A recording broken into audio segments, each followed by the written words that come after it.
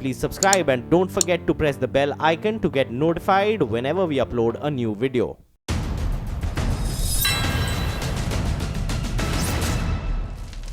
नमस्कार, मैं हूं अमीश देवगन और आप इस समय देख रहे हैं आर पार। कल पूरे देश ने गांधी जयंती पर अहिंसा का बड़ा पर्व मनाया, लेकिन लेफ्ट का गढ़ वामपंथियों का सबसे मजबूत किला यानी केरल में आजकल सिर्फ और सिर्फ हिंसा पर ही चर्चा हो रही है। अमित शाह ने खुलकर आरोप लगा दिया कि वहां बीजेपी और आरएसएस के करीब 125 कार्यकर्ताओं को सियासी रंजिश के चलते मौत के घाट उतारा गया है। तो क्या वाकई केरल में सियासी किलिंग का कत्ल खाना खुल गया है? लेकिन एक के बाद एक कार्यकर्ताओं की हत्या से बीजेपी पूरी तरह लामबंद होकर बीजेपी ने मोर्चा खोल दिया है। पार्टी अध्यक्ष अमित शाह से लेकर यूपी के सीएम योगी आदित्यनाथ और मोदी सरकार के कई दिग्गज मंत्री केरल जाकर हुंकार भरने को तैयार खड़े हैं। तो क्या लेफ्ट को बीजेपी की यह ललकार भारी पड़ने वाली है? आज इसी पर होगा सबसे बड़ा आर पार, क्योंकि लेफ्ट के घर में यह अब तक की सबसे बड़ी भगवा चुनौती है, जिसको भारतीय जनता पार्टी के प्रेसिडेंट अमित शाह खुलकर लीड कर रहे हैं।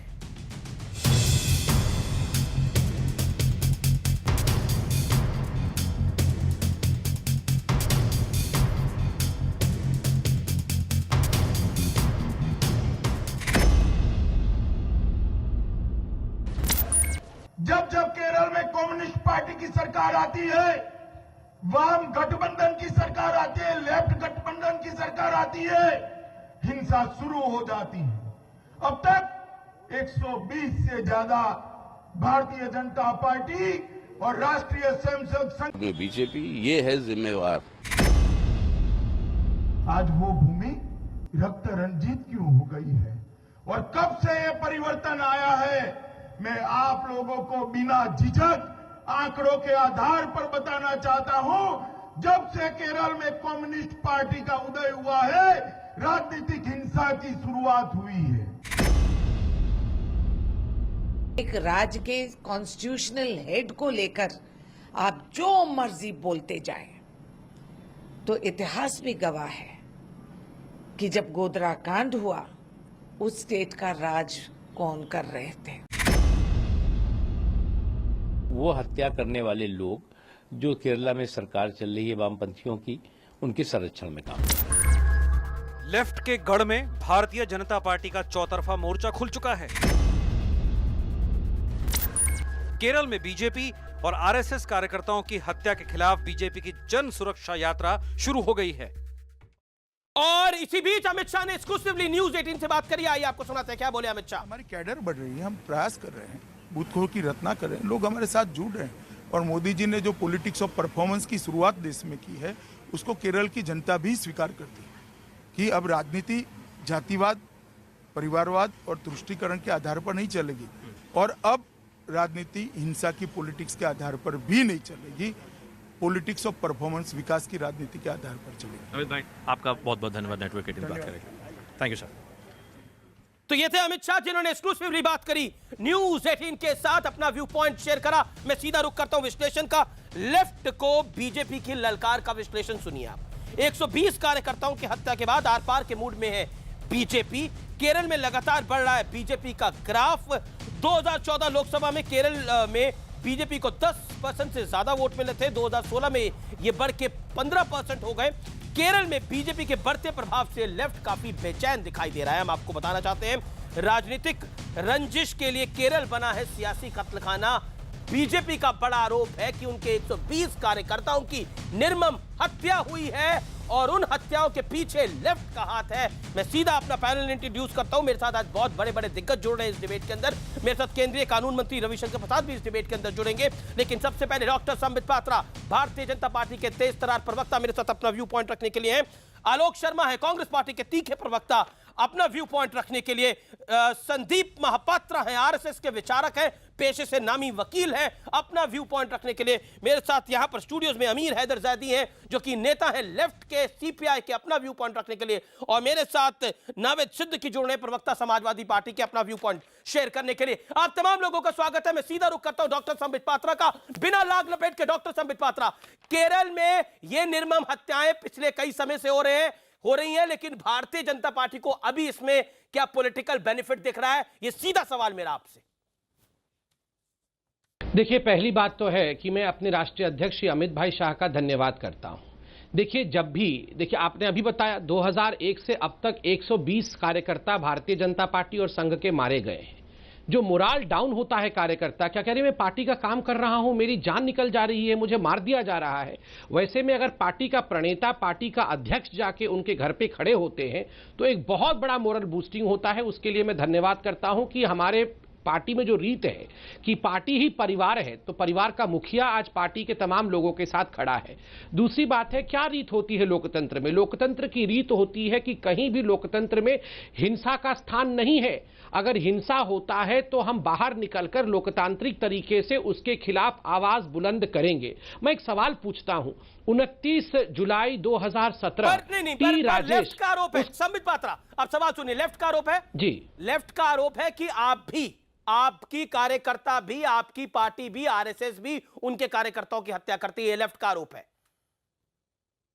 मैं इसको खंडन करता हूं और मैं एक सवाल पूछता हूं पिनराई विजयन जी से और बाकी लेफ्ट के कार्यकर्ताओं से कि अगर हमारे पार्टी के किसी एक भी कार्यकर्ता ने किसी की हत्या की है, सरकार तो आपकी चल रही है, आप उसे गिरफ्तार कर लेते, आप उसे जेल में डाल देते। कोई हमारा कार्यकर्ता गिरफ्तार हुआ क्या? देखिए, अमित शाह ने बड़ा गंभीर आरोप लगाया कि आपके मुख्यमंत्री वहां पर हत्याएं करवा रहे हैं। 900 चूहे खा के बिल्ली हज को चली। कम से कम राष्ट्रीय नेता के स्तर पे, वही मैं बताऊंगा, राष्ट्रीय नेता कम से कम झूठे आंकड़े टीवी चैनल पर ना झूठे आंकड़े क्या नहीं बोले। मैं जो कह रहा हूं, अभी 65 हत्याएं आरएसएस कार्यकर्ताओं की हुई, हम उसकी मजम्मत करते हैं, नहीं होनी चाहिए, चाहे किसी भी विचारधारा का आदमी हो, नहीं होनी चाहिए। 85 हत्याएं हमारे कार्यकर्ता की हुई हैं जो नहीं होनी चाहिए, ये नहीं होनी चाहिए। लेकिन संबित पात्रा साहब यहां बैठकर ये नहीं कहेंगे कि बीजेपी के कार्यकर्ताओं की हत्या हो, वो भी गलत है, कम्युनिस्टों की हत्या हो, वो भी गलत है। किसी चैनल पे मजम्मत करते हुए नहीं आएंगे। मजम्मत से काम चल जाएगा, सिर्फ मजम्मत से काम चल जाएगा। 120 लोगों को, आप भूल जाइए वो बीजेपी के कार्यकर्ता थे, आप भूल जाइए वो आरएसएस के कार्यकर्ता थे, लेकिन 120 लोगों की हत्या हो जाए और मजम्मत से काम बन जाएगा? आप मुझे बता दीजिए, क्या आपकी निंदा से काम बन जाएगा? आप मुझे बता दीजिए। अगर ये जायज है तो फिर हर केस में जायज होता है। सुन लीजिए, हर केस में जायज होता है, लेकिन सुन लीजिए, राष्ट्रीय नेता यहां बैठकर ये कहें कि मेरा वर्कर है, मेरे वर्कर की हत्या है और दूसरे की हत्या खून है, वो माफ है, वो कुत्ता बिल्ली है। इनकी मानसिकता जब पता चल जाती है, जब गोरी लंकेश की हत्या होती है और इनके समर्थक ट्रोल करते हैं सोशल मीडिया पर, रविशंकर प्रसाद ने अगले 40 सेकंड ला रहे हैं, तब इनकी मानसिकता पता चलती है। मानसिकता क्या है? हम कहते हैं कि आरएसएस के कार्यकर्ताओं की हत्या नहीं होनी चाहिए और कम्युनिस्टों की भी नहीं होनी चाहिए, लेकिन ये किसी की मजम्मत नहीं करते। और फिर इनके शब्द में, अरे मजम्मत करने का टाइम तो दीजिए, मजम्मत क्या है वो करता हूं मैं। गालियां देने के लिए तुल जाते हैं सोशल मीडिया के ऊपर। अभी मैं एक चैनल पे था, मैंने कहा अरे अमित साहब सुन तो लीजिए, ऐसे लड़ने से नहीं होगा। डिबेट में तो हिंसा बंद करिए। मजम्मत शब्द नहीं आया। अरे डिबेट में, अरे मजम्मत क्या होता है? मुझे उर्दू इतनी नहीं आती है, मगर मैं आपसे रिक्वेस्ट करता हूं कि पहले आप मुझे बोलने दीजिए। आप बताइए, अब बीजेपी के प्रवक्ता क्या आप डिबेट पे हिंसा मत करिए, सुन लीजिए। Let's be reasonable. 30 seconds of Patra, then Ravishankar Prasad is with me. जी देखिए, मैं यहाँ कोई राजनीतिक बयान नहीं देना चाहता हूँ और चिल्लाना भी नहीं चाहता हूँ। तथ्यों के आधार पर डिबेट होना चाहिए, देश के पास सच जाना चाहिए। देखिए, जहां तक केरल का सवाल है, केरल में लेफ्ट वर्सेस रेस्ट है। मैं आपके बीच में नहीं बोला था, प्लीज मैं बोलूं, आपसे हाथ जोड़ के निवेदन करता हूँ, हम लोग यहाँ पर हिंसा बंद करें, यहाँ हिंसा बंद करें, हम यहाँ हिंसा नहीं करेंगे। प्लीज बोलने दीजिए 30 सेकंड। मैं आपसे विनम्र निवेदन करता हूं। देखिए, मैं इतना कहना चाहता हूं, आप सब हत्याओं की मजम्मत कीजिए, सबको कंडम कीजिए।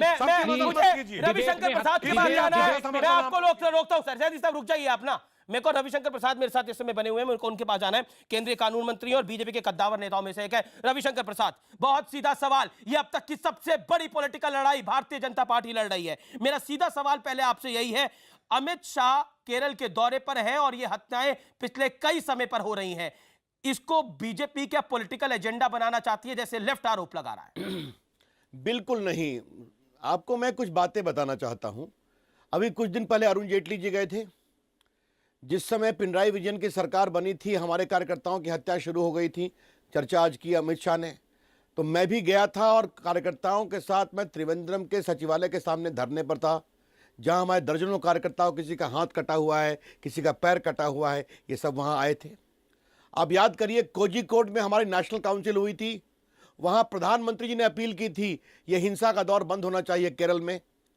तो ऐसी बात नहीं है कि अपील नहीं की गई। आज पिनराई विजयन वहां मुख्यमंत्री हैं, पुलिस उनकी है, प्रशासन उनका है, सिक्योरिटी फोर्सेस उनके हैं, फिर भी उनके अपने जिले कन्नूर में हत्याएं क्यों हो रही हैं? अगर हत्याएं नहीं रुकेंगी तो हमारे पास क्या विकल्प है? शांतिपूर्ण तरीके से प्रोटेस्ट करना। हत्याएं किसी की हो वो गलत है, पॉलिटिक्स वायलेंस में किसी का स्थान नहीं है। लेकिन एक बात मैं कहना चाहता हूं, माइनॉरिटी कई जगह पर है।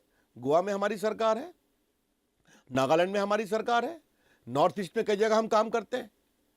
आज जहां जहां वामपंथी जाते हैं वहीं पर पॉलिटिकल वायलेंस क्यों होता है? आपसे मैं देवगन जी बताना चाहता हूं। रविशंकर जी, लेफ्ट के नेता बड़ा आरोप लगा रहे हैं कि आपके कार्यकर्ता, आरएसएस के कार्यकर्ता भी उनके कार्यकर्ताओं की हत्या करते हैं, और आप फिगर्स को बढ़ा चढ़ा के बता रहे हैं, ये भी उनका आरोप है। मैं फिर सीताराम येचुरी का बयान भी आपको बताऊंगा। देखिए, मेरा इसका सीधा जवाब है जी, मेरा सीधा जवाब, सरकार किसकी है? अगर संघ के स्वयंसेवक इसमें फंसे होते, बीजेपी के कार्यकर्ता, तो क्या किसी को छोड़ते ये? मैं आपसे एक सवाल पूछता हूं, इसका जवाब दीजिए आप। आज तो इनकी सरकार है ना लगभग 1 साल से, तो अगर बीजेपी के कार्यकर्ताओं पर आरोप लगाते हैं तो कितने बीजेपी के कार्यकर्ताओं को पकड़ करके इन्होंने जेल में फास्ट ट्रैक करा के कन्विक्शन कराया? ये करा दे। लेकिन दिक्कत यह है कि अपने लोगों को बचाने के लिए पुलिस कार्रवाई नहीं करती है, और अपने दामन को, फिर मैं कह रहा हूं, हिंसा किसी की भी हो, हत्या किसी की भी हो, गलत है। लेकिन मैं केरला जाता रहा हूं, आपको बताऊं अमित जी, ये क्या सच्चाई नहीं है कि बहुत से लोग ऐसे भी मारे गए हैं जो सीपीएम सीपीआई का दामन छोड़ करके संघ भाजपा के नजदीक आ रहे थे? ये अपने विरोध को सहन नहीं कर सकते, और इनकी ये रीति नीति है कि विरोध को रोकने के लिए हिंसा करो, मारो, खौफ बनाओ। रविशंकर जी, सीताराम येचुरी कहते हैं भारतीय जनता पार्टी सांप्रदायिकता की बड़ी पिच पर खेलना चाहती है, इसलिए अपना हिंदुत्व का एजेंडा सेट कर रही है। उसका जवाब यह है, आइए मैदान में आप भी आ जाइए, जनता तय करेगी। अपनी बात आप जनता को कहिए, अपनी बात हम कहेंगे। आप हिंदुत्व कहिए तो आप 50 साल से कह रहे हैं हमारे खिलाफ, हम बढ़ते जा रहे हैं, आप सिकुड़ते जा रहे हैं। लेकिन जब आप बार बार हारते हैं, आपका सफाया होता है, तो आप हिंसा पर क्यों आते हैं? और यह हिंसा केरल में क्यों होती है? यह हिंसा बंगाल में क्यों होती है जब आप पावर में थे? और यह हिंसा त्रिपुरा में क्यों होती है? देखिए, इसका जवाब चाहिए। देखिए, आज बीजेपी तो कई जगह सत्ता में है ना अमित जी, मुझे बोले दीजिए। जी, मध्य प्रदेश में है कई वर्षों से, हम राजस्थान में हैं, हम गुजरात में हैं आज लगभग 25 वर्षों से। क्या हम कांग्रेस के लोगों की हत्या कराते हैं क्या? कांग्रेस हारती है, हम जीतते हैं, आप भी वो करिए। लेकिन आप हत्या, हिंसा और पुलिस बल पर क्यों विरोध को रोकना चाहते हैं? यह सवाल है। क्या आपको लगता है 120 कार्यकर्ताओं की हत्या, या फिर ज्यादा बड़ी आपको वहां पर पॉलिटिकल ग्राउंड चाहिए? क्योंकि लेफ्ट बार बार यही आरोप लगा रहा है कि आप पॉलिटिकल ग्राउंड वहां पे बनाना चाहते हो, क्योंकि अभी तक आपका वोट शेयर पहले 10% था, जो बढ़ के 15% हुआ है। आप इसको बढ़ा के 25-30% तक लेके जाना चाहते हो, इसीलिए अपने कार्यकर्ताओं को यूज कर रहे हो। देखिए, मैं आपको एग्जैक्ट वर्ड बता रहा हूं। ये बहुत पीड़ा की बात है। राष्ट्रीय अध्यक्ष जी ने कहा कि 16 लोग मरे हैं इस साल पिनराई विजयन में। देश का कानून मंत्री भी बता रहे हैं, हम लोग सब अभी भाजपा के कार्यकर्ता ग्रुप में आपसे बातचीत कर रहे हैं। तो हिंसा की राजनीति पर सीताराम येचुरी को कुछ नहीं कहना है। येचुरी जी, देश की जनता और केरल की जनता हमें वोट देगी, खूब वोट देगी। 15% हो गया, कल 25% होगा, आपके काले कारनामों के कारण होगा। लेकिन आज मैं आपसे पॉलिटिक्स नहीं बात करना चाहता। मेरा आपसे विनम्र आपसे एक सवाल है। नहीं, एक मिनट, मैं कोई बहस में नहीं आया हूं। बीजेपी के प्रवक्ता वहां बैठे हुए हैं, वो जवाब देंगे। मैं आपसे 1 to 1 बात कर रहा हूं। आप उन्हें शांत रखिए कृपया करके। जी, मैं उनको शांत रख रहा हूं। मेरे साथ स्टूडियो में बैठे हुए हैं, वो काफी देर से। वो संदीप पात्रा से बात करेंगे। जी, संदीप पात्रा आपसे बात करेंगे। लेकिन ये अपना एक सवाल पूछना चाह रहे हैं आपसे रविशंकर जी, क्योंकि अगर आप इजाजत दे तो। देखिए, आपने मुझे 1 to 1 बुलाया था। मैं आपको 1 to 1 बुलाया। आप संदीप पात्रा से आप अपना जवाब दे दीजिएगा। संदीप पात्रा जवाब देंगे उनकी बात का, बहुत जवाब देंगे। ठीक है, देखिए अब आप स्टूडियो, अब नहीं, बिल्कुल सवाल कानून मंत्री हैं। मेरा सिर्फ है कि मैं आपसे सवाल मेरा सिर्फ ये कहना है, ठीक है, उनको भी बात रखनी चाहिए 20 सेकंड के लिए कि सीताराम येचुरी जो बात कह रहे हैं जी कि बीजेपी अपने क्षेत्र को विस्तार करने के लिए काम कर रही है, ये कितनी पीड़ादायक बात है। तो अगर भाजपा को समर्थन मिल रहा है तो उनकी बात से साबित होता है देवगुन जी कि वो हिंसा करके उस व्यापकता को रोकने की कोशिश कर रहे हैं। एक सवाल सर, मेरा आखिरी सवाल है रविशंकर जी, मेरा आखिरी सवाल है आपसे जी। आतंकवाद के दम पर कई राज्यों में पैर जमाने की फिराक में है आरएसएस। ये केरल के सीएम ने लेटेस्ट फेसबुक पोस्ट में अपनी लिखा है कल, क्या कहना चाहते हैं आप? देखिए, हमारा जवाब बहुत सिंपल है। 84 में हम लोग 2 थे ना, 84 में हमें 2 लोकसभा सीट मिली थी ना, आपको याद है ना। आज हम लगभग 70% हिंदुस्तान पे राज करते हैं। देश पर हमारा राज्य है, 13 हमारे मुख्यमंत्री हैं, 4-5 हमारे उप मुख्यमंत्री हैं जी। और ये श्रीमान जी, हम कोई अहंकार न ले, ये हम अपनी मेहनत और जनता के आशीर्वाद से यहां पहुंचे हैं। और देखिए, सीपीआई सीपीएम, मैं बिहार से आता हूं, एक समय सीपीआई वहां नंबर 2 पार्टी थी जी। सीपीएम का सुपड़ा साफ हो गया बंगाल में, आगे साफ होगा त्रिपुरा में भी जी। एक समय सीपीएम सीपीआई कहां से कहां पहुंचे हुए थे। लेकिन आज हम आपके चैनल पर एक बात जरूर कहेंगे कि गौरी लंकेश की हत्या गलत हुई, नहीं होनी चाहिए थी। उस पर इतना सवाल पूछा गया, मानवाधिकार की बात की होनी चाहिए, लेकिन केरला के हमारे स्वयंसेवक मारे जाते हैं, भाजपा के कार्यकर्ता मारे जाते हैं, तो उनका मानवाधिकार है कि नहीं, मुझे बताइए आप। उस पर यह खामोशी क्यों होती है जेएनयू के लिबरल लेफ्टिस्ट इंटेलेक्चुअल्स की, जो रोज हमसे सवाल पूछते हैं? जो कार्यकर्ता वहां मारे जाते हैं उनका कोई मानवाधिकार नहीं है। आप उनकी मजम्मत नहीं कर सकते कानून मंत्री होने के बावजूद भी। एक देखिए, ये काफी बारी बोल चुके हैं। एक सवाल का इनके जवाब दे दीजिए रविशंकर जी, इफ यू वांट। सर, प्रधानमंत्री जी ने कहा केरल में हत्याएं बंद होनी चाहिए राजनीतिक। ये पूरे मुल्क में क्यों नहीं बंद होनी चाहिए? ये पूरे मुल्क में जो राजनीतिक हत्याएं हो रही हैं, इस पे विराम कब लगेगा सर? ठीक है रविशंकर जी, आपने बहुत सवाल पूछे, रविशंकर प्रसाद जवाब दे देंगे। रविशंकर जी, आप 30 सेकंड में जवाब दे दीजिए। उनकी आपने सही कहा, ये देश भर में रुकनी चाहिए। मेरा जवाब यह है, बाकी जगह है तो कार्यकर्ता पकड़े जाते हैं। जब पुलिस विरोध को हत्या के माध्यम से रुकवाने का काम करती है, कार्रवाई नहीं करके, तो समस्या पैदा होती है। ठीक है सर, ठीक है sir, thank you Ravishankar Prasad ji. अब आपने अपनी बात कर दी सर, वो एक्सक्लूसिवली बात करने के लिए थे, आपने अपनी बात कर ली। संबित पात्रा आपके तमाम सवालों के जवाब देंगे ना। सीताराम येचुरी 1-to-1 इंटरव्यू देते हैं तो फिर बीजेपी के प्रवक्ता भी सवाल पूछेंगे तो फिर आप उसको गलत बोलेंगे। देखिए, जो कानून है, जो डिबेट की मर्यादा है, उसको मेंटेन करें। आपने एक सवाल पूछा था, आपको जवाब दे दिया रविशंकर प्रसाद ने। थैंक यू रविशंकर प्रसाद जी, आपने हमें एक्सक्लूसिवली अपना समय दिया, अपना व्यू पॉइंट रखा। Thank you so much, pleasure having you. मैं छोटा सा ब्रेक ले रहा हूं, लेकिन ब्रेक के बाद संबित पात्रा, आलोक शर्मा और उसके साथ साथ जैदी साहब काफी देर से कुछ कहना चाह रहे हैं, आलोक शर्मा काफी देर से कुछ कहना चाह रहे हैं। मैं ब्रेक के बाद आता हूं, आप देखते रहिए आर पार।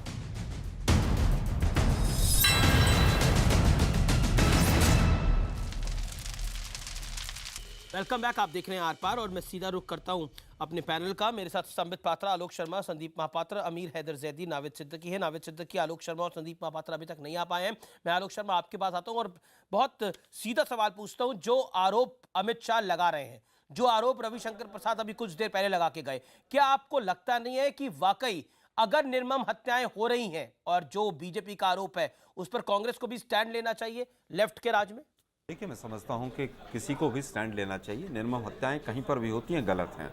चाहे वो वेस्ट बंगाल रहा हो, केरल रहा हो, यूथ कांग्रेस के सबसे ज़्यादा लोग मारे गए थे।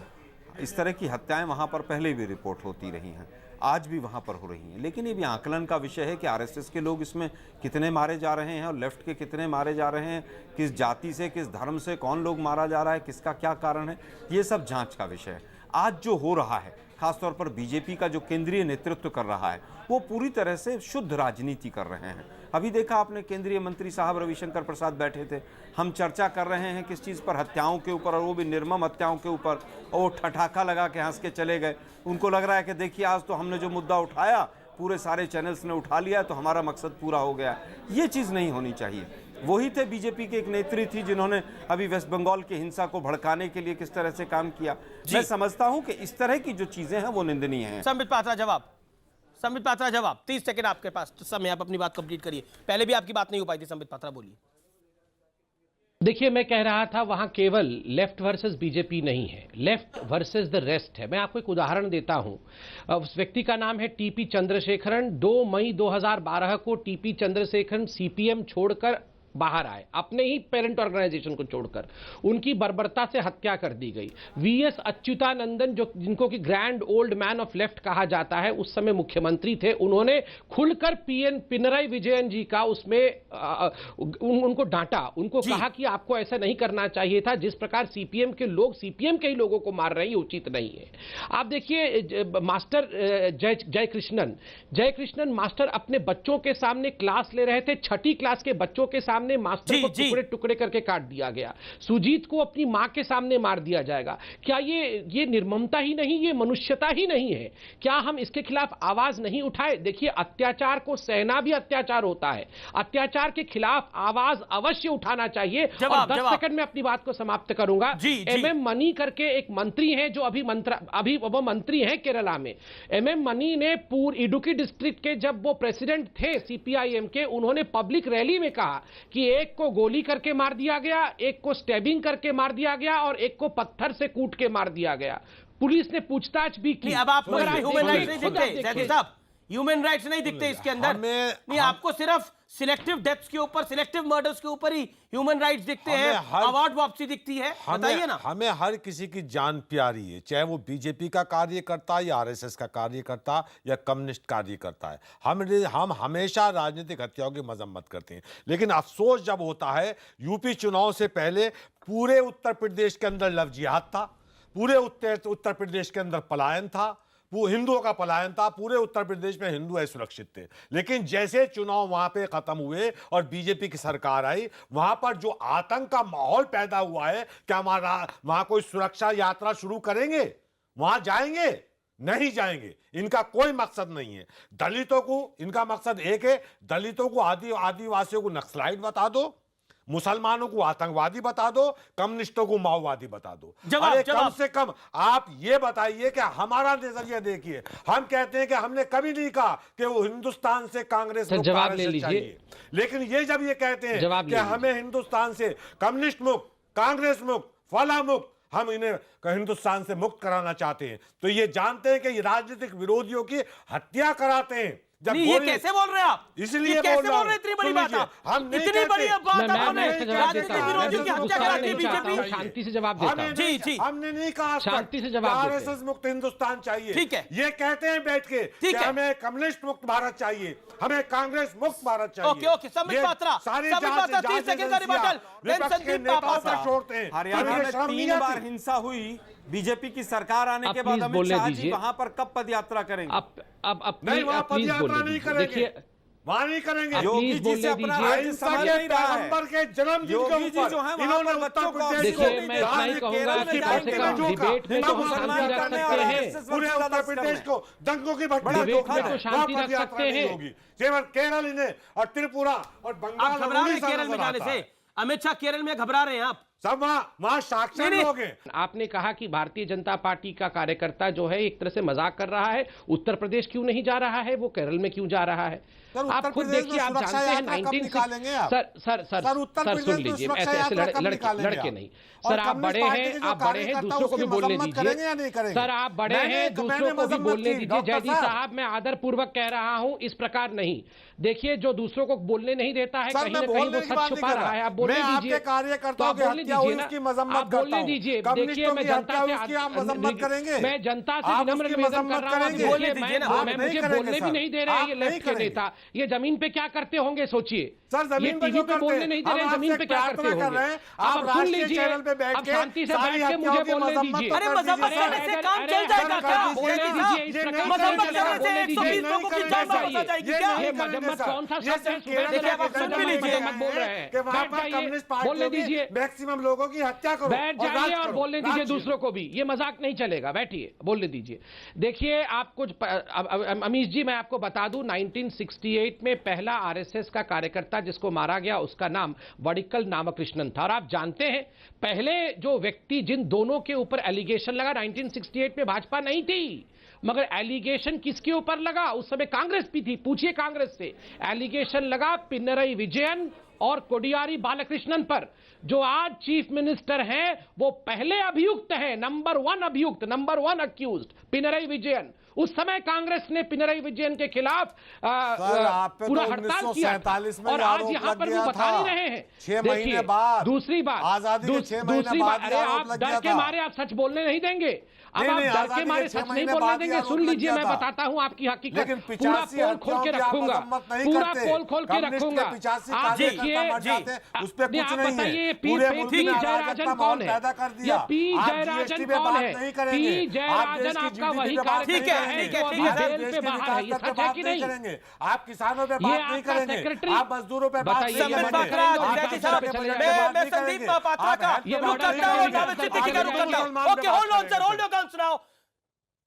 संदीप महापात्रा, मेरा सीधा सवाल, ठीक है अमित शाह वहां जा रहे हैं, लेकिन यूपी के मुख्यमंत्री योगी आदित्यनाथ क्यों जा रहे हैं केरल? जवाब दीजिए इस बात का। आरएसएस भगवा एजेंडा चलवाना चाहती है वहां पर, आरोप आप पर ये लग रहा है। सीताराम येचुरी भी यही बात कह रहे हैं। 40 सेकंड में जवाब दे दीजिए आप। अमित जी नहीं, इसका नहीं, इसका 40 सेकंड ही कम समय में दूंगा। इसका जवाब यह है, अगर मानिक सरकार त्रिपुरा से उठ के हरियाणा में एक किसान रैली में जा सकते हैं तो योगी आदित्यनाथ जो यूपी के एक पॉपुलर मुख्यमंत्री हैं वो क्यों नहीं जा सकते? पहली बात यह है। दूसरी बात यह अमित जी, यहां पे जयदी साहब को यह मैं बताना चाहूंगा कि केरल में रेड वेल गेम चल रहा है। जैसे आप लोगों ने ब्लू वेल गेम की बात सुनी होगी इंटरनेट पे, वहां पे केरल में रेड वेल गेम चल रहा है। नाविद सिद्दीकी जवाब देंगे। रुकिए, वो डिबेट में नहीं है, ये अनफेयर है, ये अनफेयर है सर, ये अनफेयर है सर, ये अनफेयर है सर। मैं अनफेयर अपने पैनलिस्ट के साथ नहीं होने दूंगा सर। आप बोल रही है काफी देर जयदी साहब। लव जिहाद की जहां तक बात है, सुप्रीम कोर्ट ने कहा है कि लव जिहाद के ऊपर इन्वेस्टिगेशन होना चाहिए। एनआईए इन्वेस्टिगेट कर रही है। किस दुनिया में है जयदी साहब? हरियाणा में सुप्रीम कोर्ट ने संज्ञान लिया है, लव जिहाद के ऊपर इन्वेस्टिगेशन होगी। नहीं आता है ये आप नहीं देखिए जयदी साहब रुकिए ना, आपकी नजर में नहीं आता। मैं नाविद सिद्दीकी को लेता हूं। नाविद सिद्दीकी, योगी आदित्यनाथ का केरल जाना जरूरी था। नाविद सिद्दीकी, आपकी पार्टी का रिएक्शन आया वो नहीं नजर आ रहा। आवाज नहीं ब्लॉक कर सकते। आपने सुना है क्या जयदी साहब? आप जिस विचारधारा को बयान करते हैं, आप हिंसा में विश्वास रखते हैं और हिंसा ही आपकी विचारधारा है। उनकी कमी आपको नजर आती है। उत्तर प्रदेश से लव जिहाद खत्म हो गया। नाविद सिद्दीकी, नाविद सिद्दीकी, एक सेकंड रुकिए। Navid Siddiqui respond, Navid Siddiqui respond. अमीश भाई बहुत बहुत शुक्रिया वक्त देने के लिए। देखिए, ये चाहे केरल जाएं चाहे बंगाल जाएं, लेकिन जो हिंदुस्तान की आवाम है वो ये कह रही है कि मेरी किस्मत में जो जलना है तो जल जाऊंगा, मेरी किस्मत में जो जलना है तो जल जाऊंगा, तेरा वादा तो नहीं हूं कि बदल जाऊंगा। तो जो वादे किए थे वो वादे तो पूरे नहीं किए। और ये डिबेट आज जो हो रही है, मुझे बड़ी हंसी भी आ रही थी इस बात पे कि बहुत से लोग ये कह रहे हैं कि मेरे पार्टी कार्यकर्ताओं की हत्याएं वहां हुई।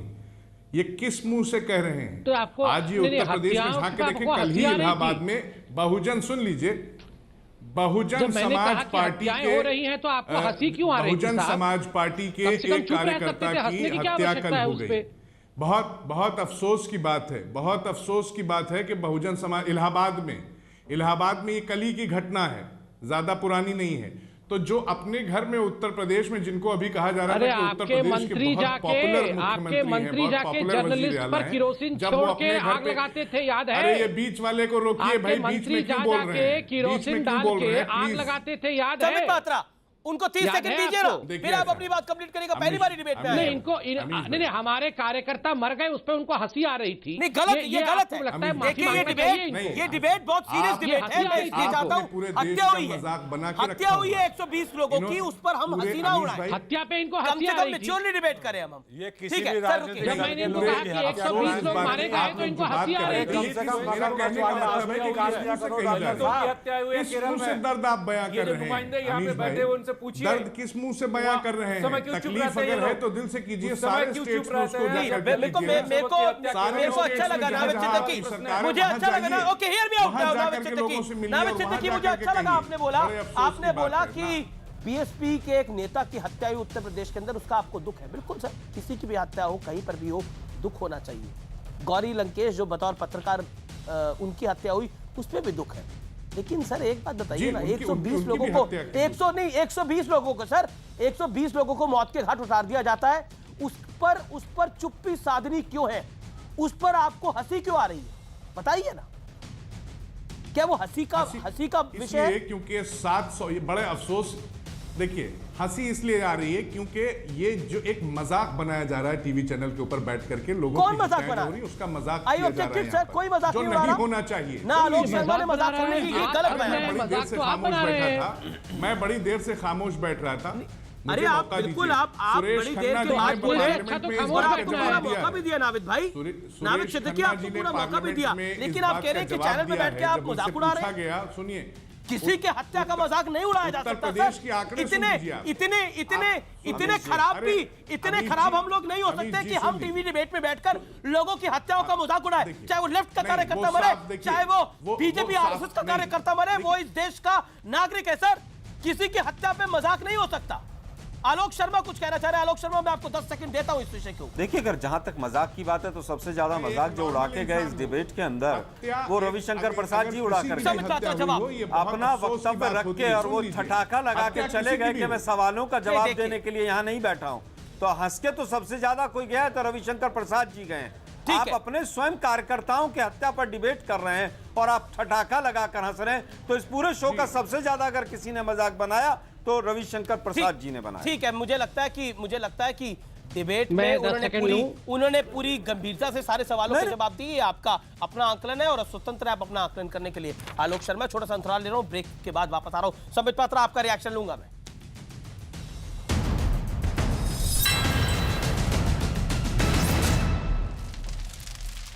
आप देख रहे हैं लेफ्ट के गढ़ में भगवा चुनौती, और आर पार में अपने कुछ मिनटों में अमित शाह भी होंगे। मैं सीधा रुख करता हूं इस समय संबित पात्रा और मैं आरएसएस विचारक संदीप महापात्रा के पास भी जाता हूं। पहले महापात्रा साहब आप जवाब दीजिए इस बात का 20 सेकंड के अंदर, क्या आरएसएस और भारतीय जनता पार्टी वहां पर सांप्रदायिकता का एजेंडा चलाना चाहती है जो सीताराम येचुरी और पूरा लेफ्ट कह रहा है, इसीलिए योगी आदित्यनाथ जा रहे हैं? 30 सेकंड में इसका जवाब क्या है?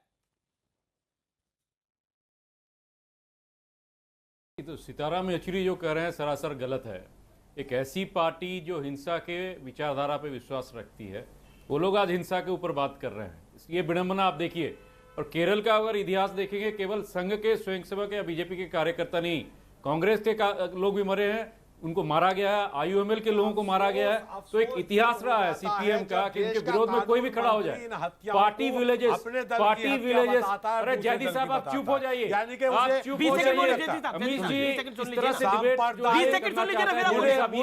ये उनकी रुख है, ये सीपीआई सीपीएम की ये असलियत है, ये किसी और को बोलने देना नहीं चाहता है, वो अपने बात करना चाहता है। ये आज आपके सम्मुख उपस्थित है ये देश का कानून मंत्री, किसी और की बात करना नहीं चाहते हैं। तेरी हत्या बताता डिबेट को डिरेल करना चाहते हैं। ठीक है, ये अमित जी की आज के समय में देश के सारे संदीप पात्रा वेट करिए, दुख में संदीप पात्रा आप चुप हो जाइए। एक बहुत बड़ा साधन के रूप में वो लोग उपयोग कर रहे हैं, वो चाहे केरल में हो, त्रिपुरा में हो, और उसका विरोध देश की हत्याओं को अपनी बताते हैं। मानसिकता पता चल जाता है। बोलिए आप क्यों सीपीएम और सीपीआई के जमीन के तले जो मिट्टी खिसक रही है, सीपीएम के जमीन के तले मिट्टी निकलने तो आपको परेशानी होने की क्या जरूरत है? ठीक है, आप परेशानी है कि आपके कम्युनिस्ट लोगों से घबराहट है, क्योंकि आप ताकि लगाम जैसे लोग जो कि हिंसा पे विश्वास रखते हैं, ये लोग निश्चित रूप से इस तरह से बात करेंगे। आपके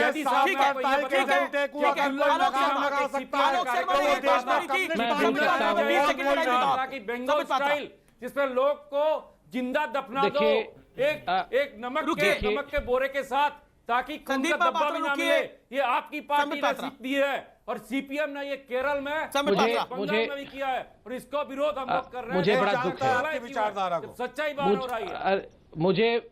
मुझे बड़ा दुख है कि अभी नावेद सिद्दीकी साहब भी चले गए, उनको हंसी आ रही थी, और यह अमीर हैदर साहब हमको बोलने नहीं दे रहे हैं। सिलेक्टिविज्म का हद देखिए, क्योंकि जो मरने वाले हैं उनका नाम सुजीत है, उनका नाम जयकृष्णन है, उनका नाम रामकृष्णन है, उनका नाम राजेश है, इसलिए इनके विषय में कोई चर्चा करना नहीं चाहता है।